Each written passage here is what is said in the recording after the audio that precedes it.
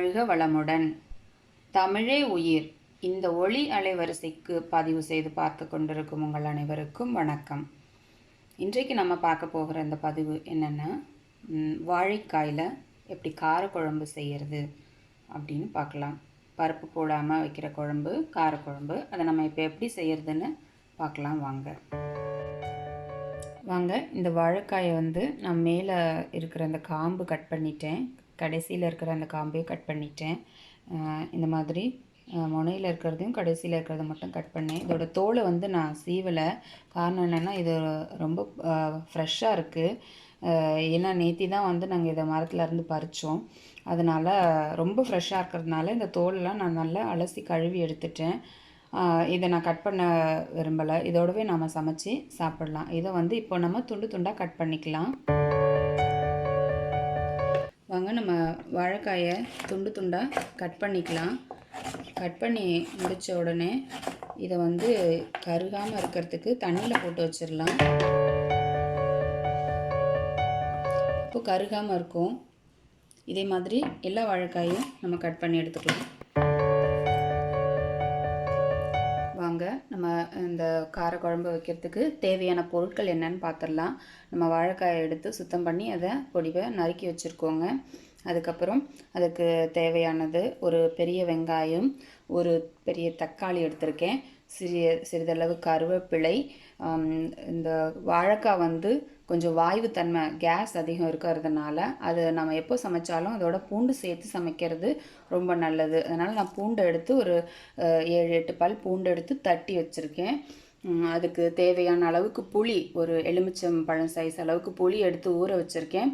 இது மஞ்சத்தூள், நான் வீட்டிலேயே அரைச்ச மஞ்சத்தூள். இது குழம்பு மிளகாய்த்தூள். குழம்பு மிளகாய்த்தூள்னு சொன்னாக்கா அதில் நம்ம எல்லாமே சேர்த்து அரைச்சிருக்கோம். மிளகாய், தனியா இதெல்லாம் சேர்த்து அரைச்சது. இது தேவைக்கு ஏற்ப உப்பு. அடுத்ததாக இது நல்லெண்ணெய். நல்லெண்ணெய் மரச்செக்கில் ஆட்டின நல்லெண்ணெய். காரக்குழம்பு இந்த மாதிரி வைக்கிறதுக்கெல்லாம் நம்ம நல்லெண்ணெய் பயன்படுத்தினா உடலுக்கு ரொம்ப ஆரோக்கியம். அது தாளிக்கிறதுக்காக கடுகு, வெந்தயம், உளுந்து, சீரகமோடைய கலவை வச்சுருக்கேன். இதை நான் எப்போதும் தாளிக்க பயன்படுத்துறது. இதுதான் நம்ம சமைக்க தேவையான பொருட்கள். இப்போ வாங்க, நம்ம ஸ்டவ் ஆன் பண்ணி அதில் நம்ம மண் சட்டி வச்சுக்கலாம். அதை ஸ்டவ் ஆன் பண்ணிக்கலாம். நீங்கள் சமைக்கும்போது எப்போவும் கொஞ்சம் சிம்மில் வச்சு சமைங்க. சட்டி கொஞ்சம் சூடாகட்டும். சூடானோன்னு நம்ம எண்ணெய் அதில் ஊற்றிடலாம். வாங்க, நம்ம சட்டி கொஞ்சம் சூடாயிருச்சு. அதில் நம்ம நல்லெண்ணெயை சேர்த்துக்கலாம். ஒரு 2 டேபிள் ஸ்பூன் அளவுக்கு நல்லெண்ணெய் சேர்த்தாச்சு. இந்த எண்ணெய் காயட்டும், நம்ம கடுகு சேர்க்கலாம். வாங்க, எண்ணெய் காஞ்சிருச்சு. நம்ம ஒரு 1/2 ஸ்பூன் கடுகு சேர்த்துடலாம். கடுகு பொரியுது. கடுகு பொரிஞ்ச உடனே நம்ம தட்டி வச்சிருக்கிற பூண்டு சேர்த்துக்கலாம்.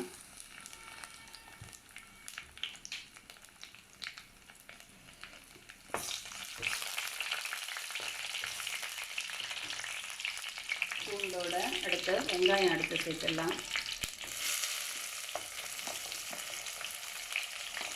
வெங்காயமும் கருவேப்பிலையும் போட்டுடலாம். வெங்காயம் கொஞ்சம் வதங்கட்டும். அப்புறம் நம்ம தக்காளி சேர்த்துக்கலாம்.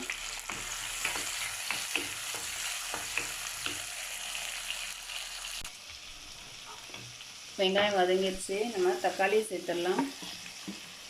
வெங்காயம் ரொம்ப ப்ரௌனாக ஆகணும்னு அவசியம் இல்லை, கொஞ்சம் வதங்கினா போதும். ஒரு தக்காளியும் சேர்த்து கொஞ்சம் வதக்கிடலாம். ஒரு 1 நிமிஷம் வதக்குங்க.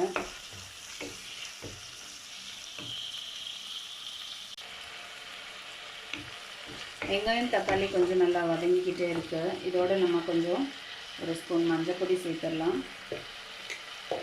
அதுக்கு தேவைக்கு ஏற்ப உப்பு நான் ஒரு 2 ஸ்பூன் சேர்த்துட்றேன். இந்த தேவைக்கு ஏற்ப உப்பு மொத்தமாக சேர்த்துடலாம். இதுலேயே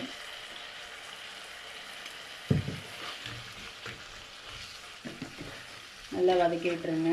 வெங்காயம் தக்காளி கொஞ்சம் சீக்கிரமாக வதங்கிடும். வெங்காயம் தக்காளி நம்ம நல்லா வதங்கிருச்சு. இதில் உப்பு மஞ்சத்தூள் போட்டிருக்கோம். வதங்கினோடனே நம்ம அடுத்து நறுக்கி வச்சுருக்கிற வாழைக்காயும் சேர்த்துடலாம்.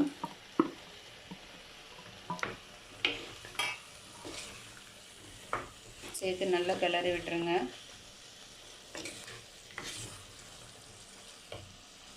கிளறிட்டு கொஞ்சம் நல்லா கிளறிட்ட உடனே கொஞ்சம் மூடி வைங்க. இந்த காய் நல்லா வேகட்டும் அதுலேயே.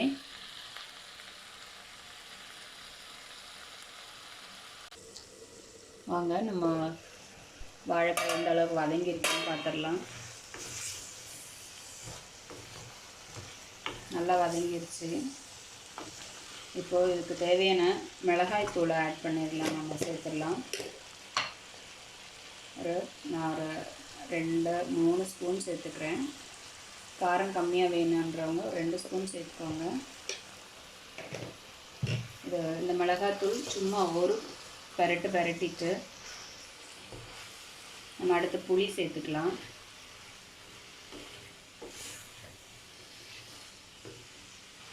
நம்ம கரைச்சி வச்சுருக்கிற புளியை இதோட சேர்த்துடலாம்.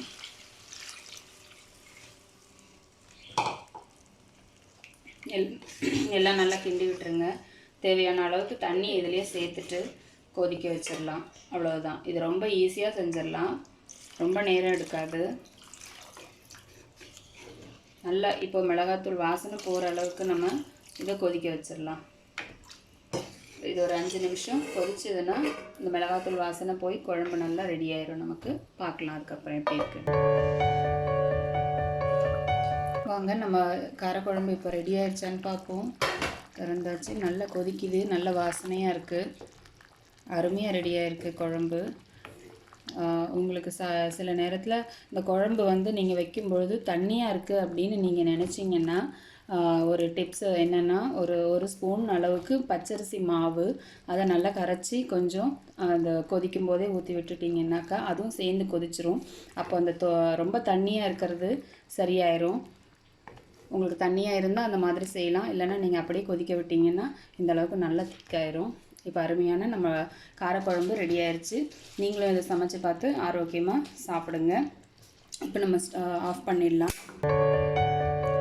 வாழ்க வளமுடன், ஆரோக்கிய வாழ்வே அளவற்ற செல்வம்.